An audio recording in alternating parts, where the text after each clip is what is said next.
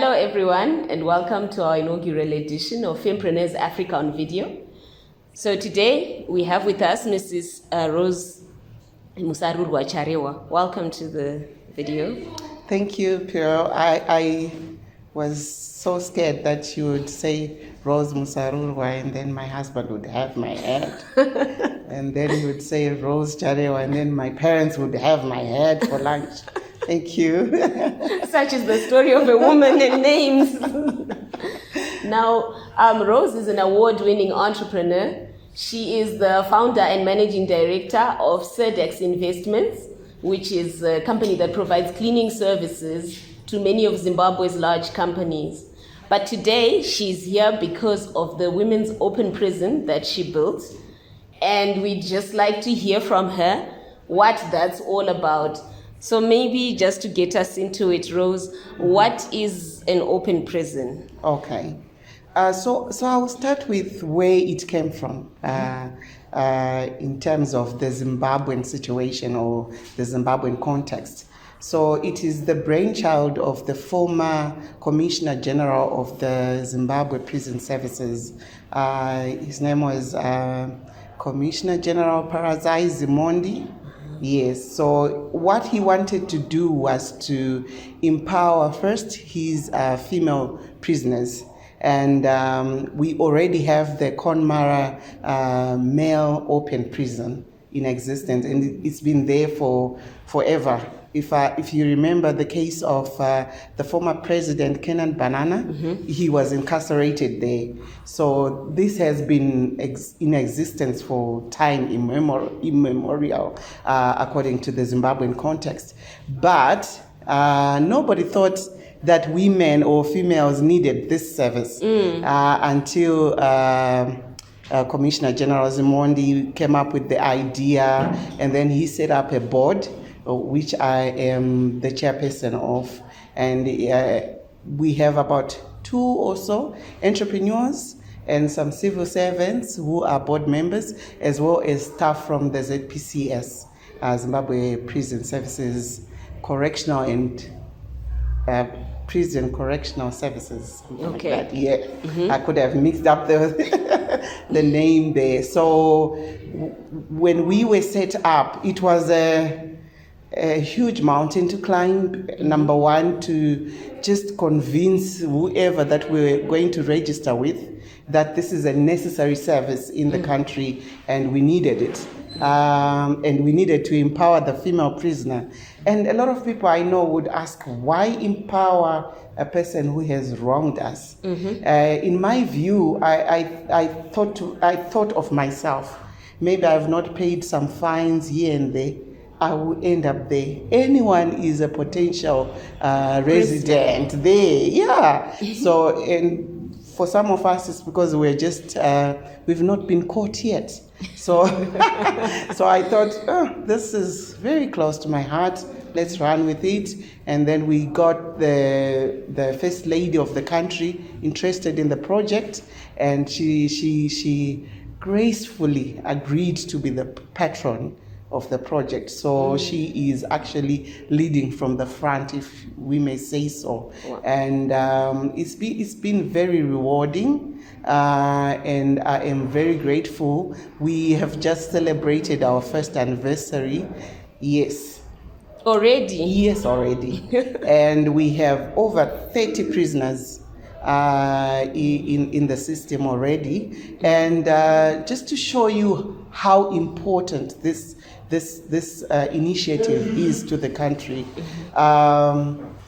we have prisoners who have kids. Okay. Remember when you get arrested, Pearl, and you are breastfeeding, you have to go with your baby. Yeah. So we needed this service, especially for women. I don't know why they thought of giving it to men first. Exactly. Yes. So, okay, what's the difference between a normal prison setup and an open prison? Okay. Yes. So this female open prison, for example, the current Commissioner General was actually saying, "Oh, these women are having it nice because they have a cell, Okay. one cell per person. You can have your television in there." Yes, and we are in the process of, with the help of Potras, putting Wi-Fi. With the help of Potras, again, we have a vocational training center that we are setting up. Wow. Yes, and within the premises of this prison, we have Tel One, who established a clinic. Yes. Tel One has put a clinic for the ladies in the open prison. Exactly. Wow, exactly. That's very generous of them. I know, and we've had a lot of people come forth with a lot of things, really, and we are looking forward to having a preschool for the kids who are being incarcerated for issues that they have no idea They of. have nothing to do with. Exactly. and Pero, you may ask me why this service is necessary to a criminal or somebody who has offended the society. Yes. You will notice that a lot of women, they don't commit crimes because they are criminals, really. They commit crimes of passion.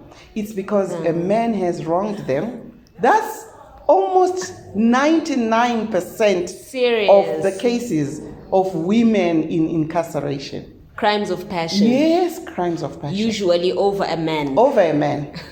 Or over some husband who has cheated and then they go and beat up a woman. Or over, it's always a crime of passion. So we thought, why not give these ladies a break? Yes. Yeah. So when they are incarcerated, they're still being trained. Yeah, we've had Zimbabwe Open University come up with short courses as well, and they graduated, and we had a church organization as well that trained them in hairdressing and some crafts. Yeah. So wow. I'm inviting your audience as well, if they are interested, to come and partner us. Yeah. In terms of helping to rehabilitate these women so that when they come out, they come out empowered and useful. Yes, if they didn't know how to crochet, they come out knowing how to, they can have to that knit skill. And stuff like that. You know, those soft skills that don't really take much of your time, really, if you are to impart somebody. All right. Yes. All right. Wow. That really does sound like a very useful product for women in terms of empowerment for them. It does. And I'm really grateful that you guys have come up with this initiative and actually put it in place so that it's working. Yeah. Is this facility growing? Are there going to be more in the future?